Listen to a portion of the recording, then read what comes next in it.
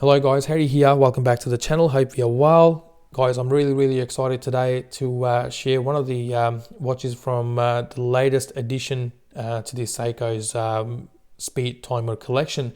So Seiko launched 3 new colors in this collection a couple of days ago. I've got the silver dial here. There's a blue dial and black dial option as well. They all come with dual color bezels. The black dial has a red and black bezel. The blue dial has a red and blue bezel, and the one I've got here with me today has this black and the silverish grey color bezel on it. Talking about the price, retail price in Australia is $1,100. Retail price in the US is $700 for these watches. They're slightly more expensive than the previous gen, which had a retail price of $1,050 in Australia and $675 in the US. Now, I'll refer to those watches as the previous generation just to differentiate the two, because even Seiko is referring to these 3 new watches as the next generation in this collection. What I paid for this watch, I paid 749 Australian dollars for this watch. Now, how I buy a lot of watches from one of the authorized retailers here in Australia who reached out to me last week asking me to buy one of these watches. And if I decided to buy one of these watches, they'll give me a decent amount of discount, which they did. So I managed to get this watch for $749 and a discount of more than 30% on this brand new watch, which I'm really happy about. So talking about the dimensions now, the case size on this new watch is 41.4 millimeters, so it does gain size in the case department. The previous generation has a case size of 39.4 millimeters, but I think it's a good thing that you have an option now. Yeah, if those watches were too small for you, you can go for this. If this is too big for you, you can stick to the previous generation, which to me, again, they have some really nice color options in there, being the panda dial being the seems to be the favorite out of the lot. So it does gain size in the case department, as I said, but the lug-to-lug distance still remains quite compact at 45.8 millimeters. Now, to me, lug-to-lug distance is one of the most critical dimensions on a case. It really helps in determining or deciding that if you want to buy a particular watch, or you want to just let it go, because having even though it does gain size when it comes down to the case, but lug-to-lug distance, as I said, remains compact. Definitely helps in getting a nice fit from this watch. I'll give you a wrist shot a bit later on in the video. I've got a 7-inch wrist, which is an average size wrist, so that'll give you an idea how it'll fit on your wrist if you are close to my size. The case thickness is 13.3 millimeters, and some of that comes from this domed sapphire crystal as well, and the lug width is 21 millimeters on this watch. Now, I know that lug width is a bit of an odd size. It might limit your options when it comes down to buying a strap or another bracelet or whatever you like for this watch, but I still believe there'll still be plenty of options out there for people to choose from. We have a stainless steel case, crown, pushers, and bracelet on this watch. The finishing is quite straightforward, very similar to the previous generation. We have high polish finish along the sides and brushing on the top of the lugs, as you can see. Domed sapphire crystal with AR coating on the inside. You do get some distortion when you look at the watch or the dial from an angle. So as you can expect from a domed crystal anyway. Now, talking about the dial, to me, this one really stood out out of the other 3 or the other 2 color options that are available in this new collection.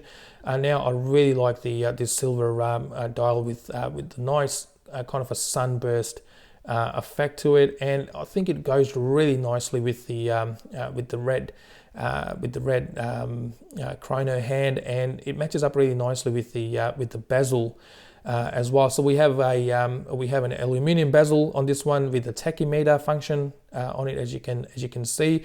Now coming back to the dial again, so silver dial on this one with applied markers all around. You can see Seiko applied underneath 12 o'clock, and the Prospex logo underneath that is printed on the dial.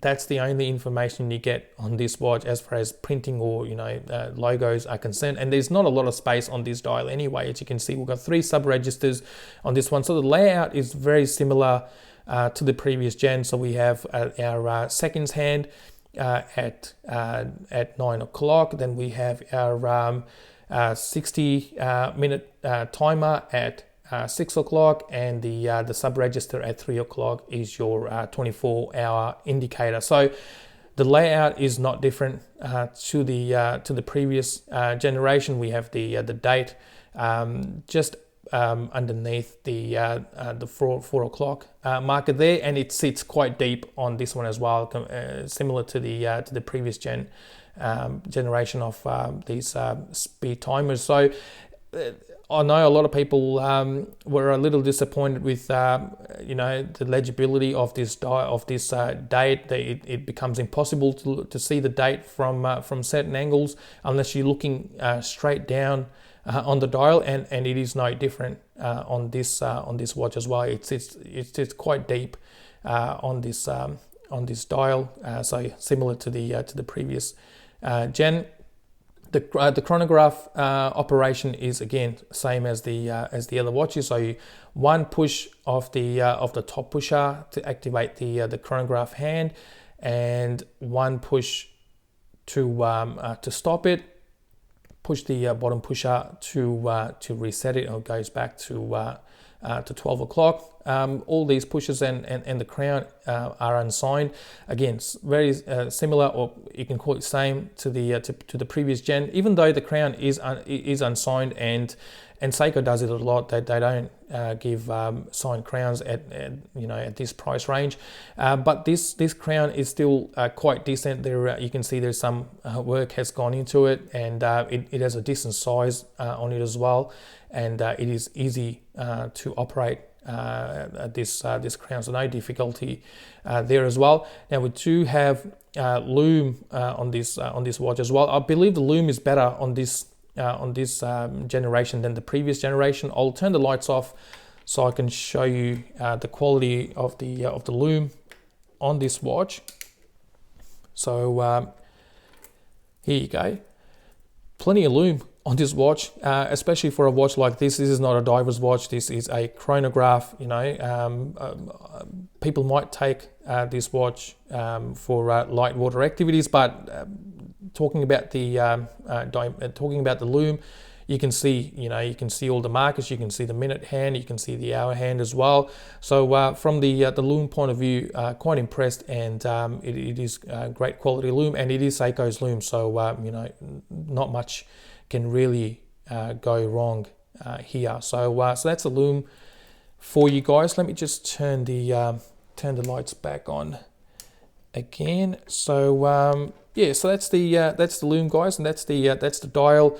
As I said, I really like the layout of this dial, and the color combination with that red and the black and the gray. It's just everything just gels together. Now these sub registers, again, very similar or same to the previous generation. They house the solar cells as well. This is a solar rechargeable watch. It's a quartz watch, but rechargeable with solar power. So they house the solar cells, and they have the same blue tinge to them as the previous generation. I don't think you can catch that blue color here. I don't think I can catch that completely, but you can still see a part of that coming up here in the video right now. That blue is sort of coming up as I look at those sub registers from an angle. At 6 o'clock, you can see the sub register. You can see the power reserve as well. The little red hand is indicating at F, which is full, and at the bottom you can see E, which stands for empty.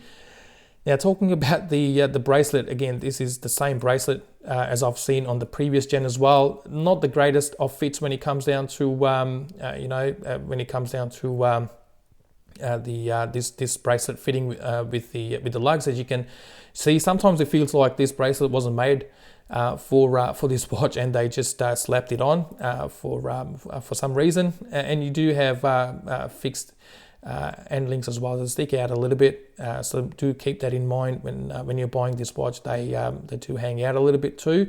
Now, talking about the bracelet, it's a nice quality bracelet, don't get me wrong. We've got solid links, pin and collar system on this one, solid end links as well. The clasp is really nice. I really like these smaller size clasps from Seiko, but there's only two sets of micro adjustments on this one. Milled clasp on the inside, really nicely done as well. So some people might struggle in getting a nice fit from this bracelet with limited number of micro adjustments that it really offers. So that can be a bit of a challenge for people, but from the quality point of view, the bracelet is really nice. I've got no complaints. It has nice brushing on it. The finishing is really nice, and it's always nice to see a good quality bracelet from Seiko, because usually you get disappointed in this department from Seiko. Let's have a look at the case back as well. So we have a solid case back on this one. As I said earlier, we have a quartz movement. It's a solar powered movement. The movement is V192, which is the same as the one in the previous gen as well. The tolerance is absolutely fantastic at minus to plus 15 seconds per month. When the watch is fully charged, you will get 6 months of power reserve. You get 100 meters of water resistance as well, with a screw down case back and a pull and push crown on this one. So overall, I really like the color combination on this one. Yeah, the drawbacks that we saw in the previous gen, have made their way into this one as well. As you can see that people, or I've faced the same issue with the previous gen with the fitting of this bracelet to the case, and the date again sits quite deep on this one.